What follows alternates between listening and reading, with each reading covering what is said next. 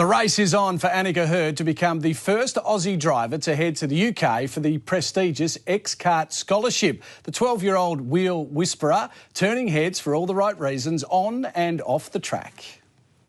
This pint-sized tarmac terrier ready to put her hometown on pole position. My dream, I will be the first Formula One female in F1 on the podium. Heard's level-headed nature giving her the green light to set her sights on another lap of the UK's karting circuit, following in the footsteps of one of the most successful drivers of all time. No, I'm a Lewis Hamilton fan. And I just got this gut feeling I've got it, and I feel very happy, and I feel I can do it, After hitting the gas at 8 years old with the Hurricane Go-Kart Club, she finds peace under pressure. What goes through my mind is all the braking points and braking markers and where I need to accelerate and observing what the person in front does. The 12-year-old's race results putting her in the running for a $50,000 scholarship in the UK. Well, I couldn't do this without my dad. I was pretty happy I was over there and getting another step closer. I'm very, very excited to go back over there and go for the second round of the scholarship. Another local karting champion knows the road to glory won't be easy, but the appetite for success is there. Just a lot of courage, determination, and just that hunger. And anyone's capable, but Anika's got the hunger. James Broadhurst for 10 News First. Well, hello, Anika. Welcome along to Commentators Corner, and thanks for becoming our latest guest on the show. In your own time, please introduce yourself to the viewers. Thanks for having me, Alex. I'm Anika. I'm 12 years old. I've been racing for 4 years, and I live in Perth, Western Australia. Brilliant. So every story for racing drivers has that starting point. For you, where did it all start when you got behind the wheel for the first time? Because I'm short for my age, I was really being picked for any specialist programs at school. So we kind of needed a hobby for me. And, Dad suggested go-karting. And at first I didn't want to do it. I didn't even have any interest in it. And I was 9 at the time. So, we went and had a look at a go-kart, and I didn't had a temper tantrum. I hate to admit it, but we did. And, well, I sat in the go-kart and, I knew this would be my career, my future, Indeed. I mean, that's quite a nice, starting point. You said, no, I don't really want to do it. No, I don't really want to do it. And then you get behind the wheel and then it all sort of feels normal, which is fantastic. Now, you've been very, very busy over the last few years, racing all over Western Australia, but also further afield in karting. But the big thing is you have a very, very supportive family. How much does it help as a young driver to have that unconditional love and support when it comes to pursuing your goals in racing? Yeah, it's really awesome having, your parents there beside you before you go out on a race to support you and just to know that they're there for you, supporting you all the way. So I reckon it means a lot. Anika, do you have any drivers that inspire you personally? But if not, how are you inspired and highly motivated to always keep pushing forward and to always say never give up? I don't have any drivers that inspire me personally, but the story of Layla Lombardi, she was the first female on to score points ever in a F1 race, and finished 6th was her highest score. But I know I will be higher than that. I'll be on the podium. So, I just want to be myself and enjoy and have fun, I like that in the fact that you don't want to be like anybody else. We see a lot of fans being inspired by Ayrton Senna, Lewis Hamilton, Max Verstappen. So that's quite a nice, refreshing answer to hear, that a story about a particular driver, Lella Lombardi, for those people that might remember, in 1975 in a second ever Grand Prix, finished sixth in Spain in a Works March 751 for those historians out there. Now, apart from traveling all over, not just Western Australia, but Australia in general to go competing in karting, you've also ventured all the way across the world over to the United Kingdom. And last year, you competed in the Motorsport UK British Kart Championships at Kimbolton, which was a tough weekend where you had to have medical clearance after heats and qualifiers to get to continue to compete.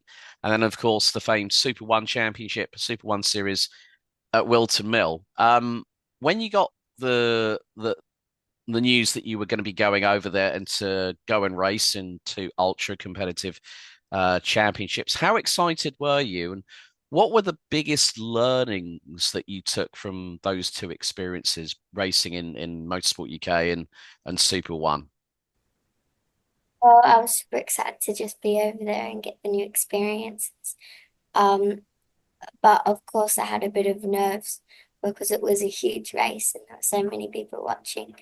But I just basically put all that behind me and said, I'll go out there, I'll learn, I will adapt, and like I I should I will be able to do what I want to do.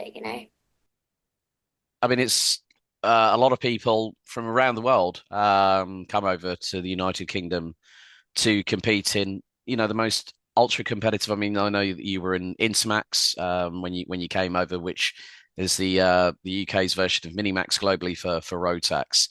That's really good that that you put everything behind you about the nerves and the excitement and just go, right, I'm going to learn, I'm going to adapt, I'm going to change how I need to drive to compete against these younger drivers who are the same age as me. That's really cool because every time you go out on track, folks, every racing driver learns something, and Anika is no different to that.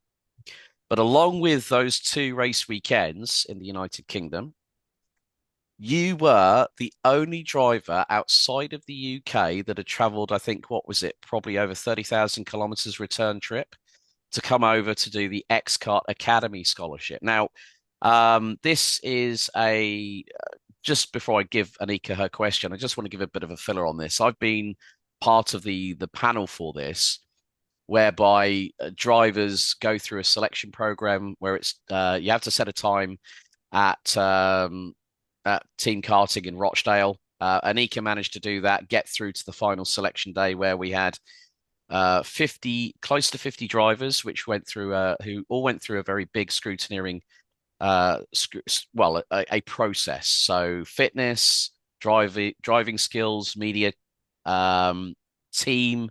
So there was quite a few things. And this young lady here, folks, came all the way from Western Australia to try and secure a full season in the Junior Kart Championship for 2025 in Junior Rotax. And Anika was the only driver, female driver, I might add, that made it into the top 12, which, and I have to say personally, when I heard her she was being interviewed by David Sullivan in the media side of things, and the person that I was interviewing, they had my attention, but I could hear Anika's voice, and I thought, now that person is a character. Anika, in your own words and in your own time, you put a lot of effort towards trying to get this opportunity to race in the United Kingdom. Just tell us how much time, how much effort you put in to try and get that drive, even though you got through to the top 12 and managed to have that opportunity to actually drive the X card itself. Well, a heap of time, in fact, went into this X-Kart scholarship. It was a bit overwhelming when we were getting on the plane because it was delayed, I think, 4 hours, and they cancelled it and moved it to the next day. And it was a bit like, make it in time, please. And yeah, as soon as the plane landed in England, I was just relieved I'm here. It's all good. Mm. But yeah, it was just really cool being there and experiencing it. I think also the time difference. Obviously you guys over in Perth are 8 hours ahead of the UK. Was it difficult trying to sort of get over you know, the thing is that people don't always think that when traveling happens that jet lag, lack of sleep, your body clock's all over the place. Did you have any troubles acclimatizing to the UK time zone, even though you'd come over previously to race in Motorsport UK and Super One? No, not really. Well, I slept slept mostly on the plane Hmm. to prepare, so and to get some of that time being on the plane go faster. So That's always a good thing. And one thing for you folks out there, there is a tactic that I use, which is I always make sure my watch and my phone are then set to the time zone. So mentally up here, that actually helps to just sort of acclimatize your mind mentally and the body follows. Now, you've had a lot of achievements this year last year in 2024, over the course of the racing season. What would you say would be your most proud achievements of 2024? Because there's quite a lot. I could go through a very long list. But what would you say is the proudest achievement you've had in 2024, Anika?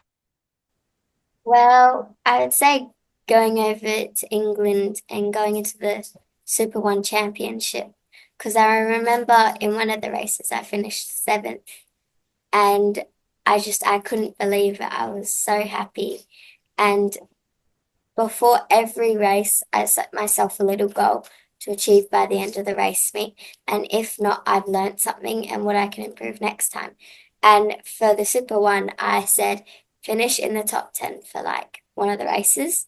And well, I did. And I was so proud of myself out of, you know, just getting there and doing it. Where in that particular race where you finished P7, where did you start on the grid? 14.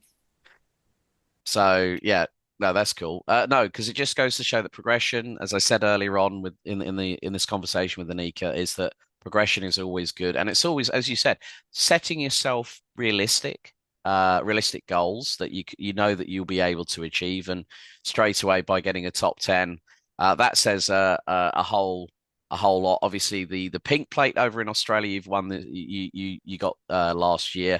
You also ran, I think it was in the top 10 in Western Australia in karting. Um, but there are other ways in which drivers can prepare. And Anika, like myself, you're a very keen martial artist, currently doing karate. Now, I remember at the time, your dad told me that you were preparing to grade for your purple belt. Are you still preparing for that at the moment? Just full purple instead of purple one. Another form of exercise or another form of training can really help to go hand in hand in racing. What skills from your karate training work hand in hand with your dedication, your applying it to your racing itself? Well, I've noticed like it helps with my racing because of all my fitness and everything. Um, it improves my focus because yeah, and then it also helps me get all the anger out from personal stuff as well. Yeah, life, as we all very, very well, too well, is never easy. Yeah. Um, and I mean, the thing is that when you look at current drivers in Formula One who have actually been open and upfront about doing martial arts, one of said people is Lewis Hamilton, because he was bullied as a child, started karate, got his black belt, and you see the man who is now a seven-time Formula One world champion, just recently celebrated his 40th birthday and goes into his first year of his deal with Scuderia Ferrari alongside Charles Leclerc. So it does go to show that there are so many different sports that you can use in applying towards using skill transfer to racing, and martial arts is very much a crucial part of this. But I have one more question before we wrap things up, Anika. Yes. So, Anika, tell me, what is your ultimate goal in racing? And more importantly, tell me why. I will be the first Australian female on the podium in F1 Um, and this is just to prove that anyone can achieve their goals and that it's not only a boys dominated sport, you know. So, Anika, thank you so much for being part of Commentators Corner on this particular episode. Of course, no racing driver does it on their own. They have a lot of support. So, in your own time, who do you like to thank for supporting you over your racing career so far? Force Motorsport, Jordan, the team for awesome engine power and support in Australia and the UK, Westside Auto Wholesale, Pineapple Services, Grant Car Stereo, um, for their for them believing in me in 2024. Protect Hearing, Matt, my you have saved my hearing, the best hearing protection, Ryco filters, keep on keeping the fuel flowing.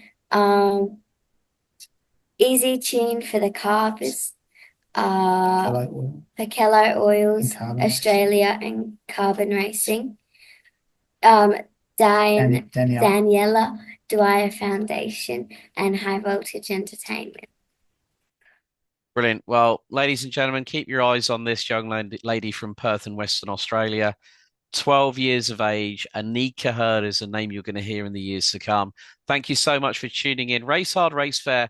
As I always like to say, if in doubt, go flat out. We'll see you next time here on Commentators Corner. Thank you for watching. Goodbye.